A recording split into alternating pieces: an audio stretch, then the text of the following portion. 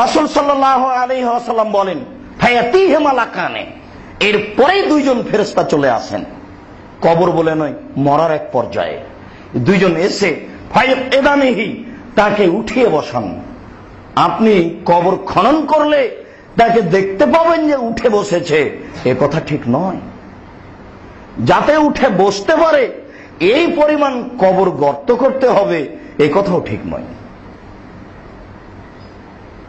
ও বুঝতে পারে যে আমাকে উঠানো হচ্ছে, বসানো হচ্ছে, ঠিক যে কথাটা আগে বললাম, যে স্বপ্নে যেটা দেখে, স্বপ্নে যদি কেউ দেখে যে আমাকে উঠিয়ে বসানো হলো, তাহলে কি সত্যি সত্যি ও যে পাশে বসে আছে সে দেখতে পায় যে উঠে বসলো? তা তো নয়। কিন্তু একবারে বাস্তব নগদ তার মনে আছে যে আমাকে উঠিয়ে বসালো একজন এসে। স্বপ্ন ভেঙে গেলে দেখা যায় যে ও নাই, যার কথাও দেখলো, যার কথাও শুনলো। ফায়ুকিদানিহি, তাকে উঠিয়ে বসানো হয়। উঠিয়ে বসানোর পরে তাকে বলা হয়, মান হাযার রাজুল, ওই ব্যক্তিকে, সেই ব্যক্তিকে, তাকে কি চেনো? এক এক সময়ে এক এক ভাবে জিজ্ঞাসা করা হয়।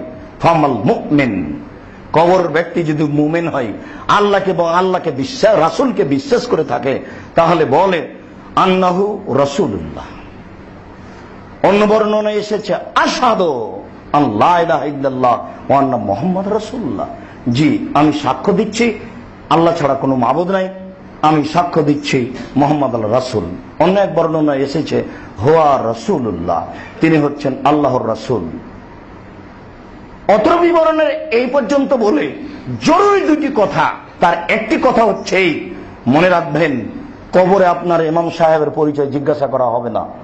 সে আবু হানিফা হোক, ইমাম মালিক হোক, ইমাম শাফি হোক, ইমাম আহমদ ইবনে হাম্বল হোক, পীর সাহেব যতই বড় হোক না কেন, তার পরিচয় কবরে জিজ্ঞাসা করা হবে না। সে নিজেই বাঁচে কিনা তার কোনো খবর নাই। আপনার বোকামির কারণে আপনি ভুল পথে চলে গেছেন।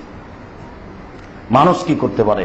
মুহাম্মদ সাল্লাল্লাহু আলাইহি সাল্লামের ব্যাপারে কবরে জিজ্ঞাসা করা হবে, ইনি কে, আপনি কি চিনেন? যদি মুমিন হয় তাহলে বলবে তিনি হচ্ছেন রাসূলুল্লাহ। এখানে আরেকটা জরুরি কথা বলতে চাচ্ছি, সেটা মনে রাখবেন। সাহাবীগণ জীবদ্দশাতে বলেছেন যে ইয়া রাসূলুল্লাহ, রাসূল আল্লাহ, রাসূল আল্লাহ বলেছেন, আল্লাহর রাসূল বলেছেন। কখনো তারা মুখ দিয়ে উচ্চারণ করেননি হুজুর। আলেম ওলামাকে হুজুর বলা যায়, কিন্তু আল্লাহর রাসূলকে হুজুর বলা যায় না। হুজুর শব্দটা হাজির থেকে নির্গত, যার অর্থ হলো উপস্থিত। তার মানে তিনি মারা যাননি। ওই জন্যই তো তারা ওই দুরূদ পড়তে পড়তে ইয়া নবী সালাম আলাইহি, তার মানে লাফ দিয়ে দাঁড়িয়ে যায়, তিনি চলে এসেছেন। তিনি তো এখনো মরেননি, কবর থেকে উঠে চলে এসেছেন। এই জন্য মুহাম্মদ সাল্লাল্লাহু আলাইহি সাল্লামকে ভুলেও কখনো হুজুর বলবেন না, বলা যায় না।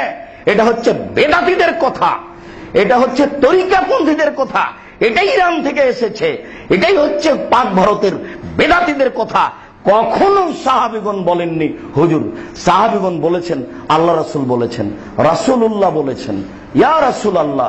এই মরার পরেও ওই মুমিন লোকটা বলছেন হুয়া রাসূলুল্লাহ, তিনি হচ্ছেন আল্লাহ রাসূল। যার বাংলা হুয়া রাসূলুল্লাহ, তিনি হচ্ছেন আল্লাহ রাসূল। তিনি তো এভাবে উত্তরে বলছেন না তিনি হচ্ছেন হুজুর পাক সাল্লাল্লাহু আলাইহি সাল্লাম, এ কথা বলছেন না, হুজুর পাক সাল্লাল্লাহু আলাইহি সাল্লাম। হুজুর মানে উপস্থিত। আলেম ওলামাকে হুজুর বলা যেতে পারে, কেন? আলেম ওলামার ব্যাপারে কেউ বলবে না যে উনি কবর থেকে চলে এসেছেন, যে আমাদের এখানে উপস্থিত হয়ে গেছে। তবু তরিকাপন্থীর কারো কারো এরকম ধারণা হতেও পারে।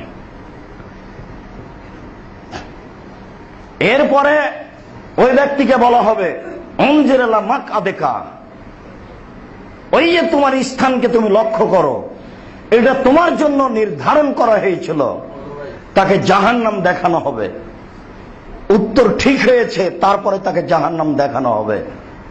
এরপরে তার সামনে জান্নাত পেশ করে বলা হবে যে এটা তোমার স্থান, কাদ আবদালাকা আল্লাহ।